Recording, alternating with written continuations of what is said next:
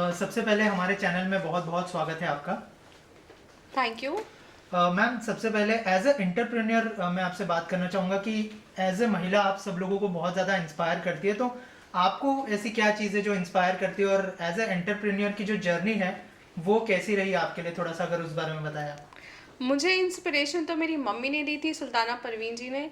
और मैं फिर से ये बात बोलूँगी कि ये जो लड़ाई होती है ना लाइफ की, एक संघर्ष वाली, और एक एंटरप्रेनर बनने के लिए और आपके सामने अपनी बात रखने के लिए कैमरे के सामने, तो बहुत हिम्मत चाहिए होती है। मैंने बहुत संघर्ष किया है और मैंने उस संघर्ष में अपने आप को फोकस रखा और मैं हारी नहीं हिम्मत। और इसी के साथ ही अपने काम करने के साथ ही मैं सोशल एक्टिविस्ट भी हूँ, जिसमें मैंने लोगों की बहुत सारी मदद करने की भी कोशिश की। मैं तो कहती हूँ कि ऊपर वाला मुझे इन सब चीज़ों से नवाजे कि मैं आप सबके काम आ सकूँ। राइट। इसके अलावा आपको कॉन्ग्रेचुलेट भी करना चाहूँगा क्योंकि परफेक्ट वुमन के पेज पर आपका जो है आर्टिकल आया है, साथ ही साथ आपका पोस्टर भी आया है, 15 महिलाओं के बीच में आपको चुना गया। तो क्या कहना चाहेंगे, उसको लेके कितना प्राउड फील करती है आप? प्राउड तो सच में बहुत फील होता है। सुबह उठती हूँ मैं, जब आईने में अपने आप को देखती हूँ तो लगता है कि हर दिन मेरी अपने आप से एक कहते हैं ना कंपटीशन रहता है। और आपने जैसे बोला कि perfect women magazine which is India's number 1 leading magazine now, और इसकी जो एडिटर हैं खुशी गुरु भाई, जिनका मैं बहुत बहुत थैंक यू कहूँगी, प्रेरणा, इन सब ने मुझे इस लायक समझा कि they kept me in between 15 artistic women, जिसमें इशिता दत्ता से लेकर सेलिना जेटली एंड मैं भी आई हूँ।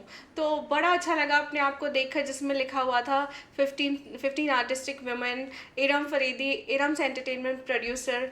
That was really amazing experience for me. आपके लिए परफेक्ट वुमन की डेफिनेशन क्या है? परफेक्ट वुमेन वो होती है जो एक सामंजस्य बना के रखे, अपना धैर्य नहीं खोए, और एक एक कहते हैं ना कि एक ये क्योंकि भारत देश है, ये पुरुष प्रधान देश है, और उसमें अपनी एक छाप छोड़ के रखे। तो मैं कहीं ना कहीं अपने आप को इसीलिए परफेक्ट वुमेन मानती हूँ, क्योंकि मैंने इस चीज़ की मैंने आपको एक मिसाल भी दी है। तो इस वजह से मैं बहुत खुश हूँ कि मुझे इस लायक समझा गया है कि मैं परफेक्ट वुमेन कहलाई गई हूँ। राइट। जैसे हमने कहा कि आप एंटरप्रेन्योर है, प्रोड्यूसर है, एक्टर भी है, तो कैसे मैनेज कर पाती है और कौन सा जो काम है उसको सबसे ज़्यादा आपके दिल के करीब है, as a producer, as a actor या फिर एज ए एंटरप्रेन्योर? मेरे लिए चुनौतीपूर्ण सारे काम हैं, क्योंकि मैं सब सारे काम को दिल से निभाना चाहती हूँ। चाहे वो मेरा राबिया इंटरनेशनल कंपनी हो, उसकी एमडी हो, चाहे वो एक प्रोड्यूसर हो इरम्स एंटरटेनमेंट की, चाहे वो एक सोशल एक्टिविस्ट हो जो कि बेटी बचाओ बेटी पढ़ाओ में माँ शीला देवी संस्था में राष्ट्रीय अध्यक्ष है। तो मेरे लिए चुनौती सब जगह होती हैं।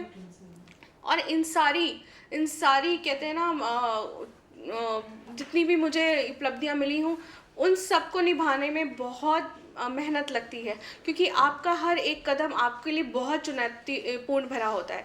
तो मेरे लिए भी वैसा ही है।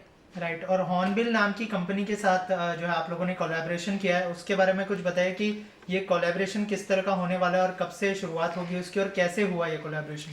बिल्कुल, हॉर्नबिल कंपनी जो है वो है तो इंडिया बेस्ड लोगों की है, लेकिन ये एक ओमान में इस्टेब्लिश कंपनी है, और राबिया इंटरनेशनल कंपनी इसके साथ कोलैबोरेशन कर चुकी है, जो कि इनका इनका कहना है कि दे विल जस्ट सेपरेट, लड़कों को पुरुषों से अलग करेंगे। मतलब जो लड़के हैं, जो लड़के और लड़कों में बोला जाता है ना कि बहुत मतलब धैर्य नहीं होता, लेकिन जो एक पुरुष में जो काबिलियत होती है उसको सामने लेकर आएंगे। बहुत ही अच्छी कंपनी है और इसके साथ हमें कोलैबोरेशन करने का मौका मिला है। We are really proud to say that.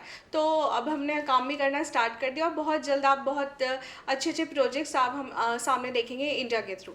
Right. और एज एन एक्टर भी आप कुछ काम कर चुके हैं, और अब आगे आने वाले समय में क्या लोग आपको एज ए एक्टर देखेंगे या फिर एज ए प्रोड्यूसर आप कंटिन्यू करने वाली हैं?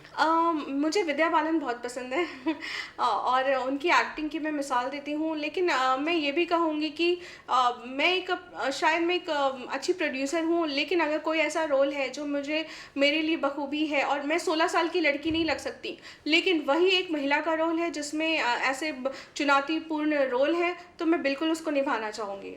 आपकी फिल्म आने वाली है डिस्कनेक्ट, उसके बारे में कुछ बताइए, किस तरह की फिल्म होने वाली है और क्या इस फिल्म में एज ए एक्टर हम आपको देख सकते हैं? बिल्कुल, ये डिस्कनेक्ट नाम से ही आप समझ गए होंगे, क्योंकि ऐसी ही फिल्में आई थी, जूस, चटनी, जो कि बहुत फेमस हुई थी, आउच करके एक शॉर्ट फिल्म आई थी। Right. तो मेरे जो नाम होते हैं ना, वो बिल्कुल ही डिफरेंट होते हैं। और एक हिंट के तौर पे मैं बोल सकती हूँ, मूवी की स्टोरी तो नहीं रिवील करूँगी, लेकिन इसमें एक कॉल डिस्कनेक्ट किया जाता है, which is really interesting part of the film. Right. और एज एन एक्टर क्या हम आपको देख सकते हैं इस फिल्म में, या फिर? यस, इसका जो मेन रोल है मैं ही कर रही हूँ। ये इसमें मेरे 3 किरदार हैं, और बहुत ही मेरे लिए चुनौतीपूर्ण होगा, तो मैं कोशिश करूँगी कि इसके साथ मैं पूरा न्याय कर सकूँ।